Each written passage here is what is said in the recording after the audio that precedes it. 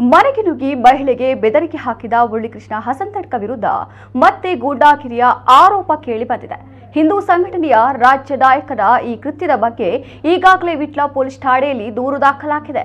ಮಹಿಳೆಯೊಬ್ಬರು ಮನೆಯಲ್ಲಿ ಒಂಟಿಯಾಗಿದ್ದ ವೇಳೆ ಮಾರಕಾಸ್ತ್ರ ಹಿಡಿದು ಬೆದರಿಕೆ ಹಾಕಿದ್ದರು. ಬಳಿಕ ಪತಿಯ ಜತೆ ಹೋಗುವಾಗಲೂ ಬೆದರಿಕೆ ಹಾಕಲಾಗಿತ್ತು ಮತ್ತು ಇದೀಗ ದೂರು ದಾಖಲಾದ ಬಳಿಕ ಸುರತ್ಕಲ್ ಮೂಲದ ಗೂಂಡಾಗಳಿಂದ ಬೆದರಿಕೆ ಹಾಕುತ್ತಿದ್ದಾರೆ ಎಂದು ಹರೀಶ್ ಮತ್ತು ಶ್ರೀದೇವಿ ದಂಪತಿ ಆರೋಪಿಸಿದ್ದಾರೆ.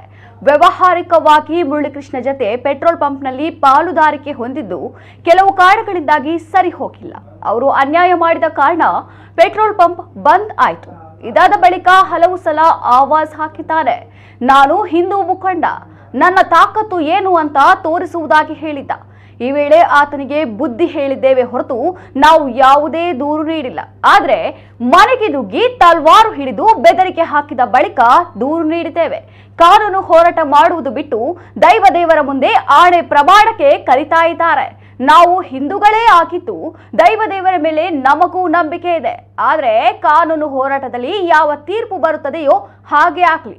ಆದ್ರೆ ಇದೀಗ ಮತ್ತೆ ಗೂಂಡಾಗಳ ಮೂಲಕ ಬೆದರಿಕೆ ಹಾಕಿಸುತ್ತಿದ್ದು ಇದನ್ನ ನಿಲ್ಲಿಸಲಿ ಎಂದು ದಂಪತಿ ಹೇಳಿದ್ದಾರೆ.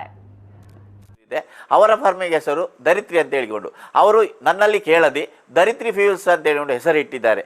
ಅದು ನನಗೆ ಮನಸ್ಸಿಗೆ ಭಾರಿ ನೋವಾಗಿದೆ. ಅದರ ವಿಷಯದಲ್ಲಿ ನಮಗೆ ಮಾತು ಯಾವಾಗಲೂ ಆಗ್ತಿತ್ತು.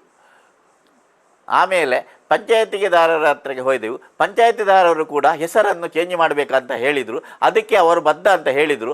ಆಮೇಲೆ 6 ತಿಂಗಳಾದರೂ ಹೆಸರನ್ನು ಚೇಂಜ್ ಮಾಡಲಿಲ್ಲ. ತುಂಬ ಸಾಲ ಮಾಡಿದ್ದಾನೆ ಇವನು.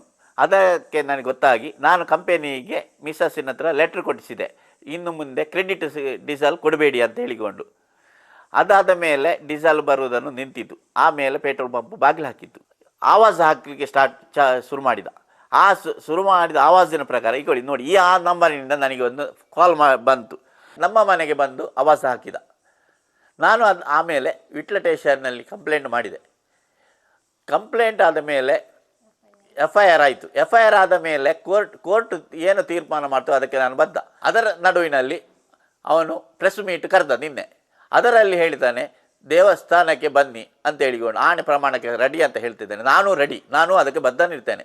ಆದರೆ ಕೋರ್ಟಿನ ಮೊರೆ ಹೋದ ಮೇಲೆ ನ್ಯಾಯಾಲಯದಲ್ಲಿ ಏನು ತೀರ್ಮಾನ ಬರ್ತೋ ಅದಕ್ಕೆ ನಾನು ಬದ್ಧ.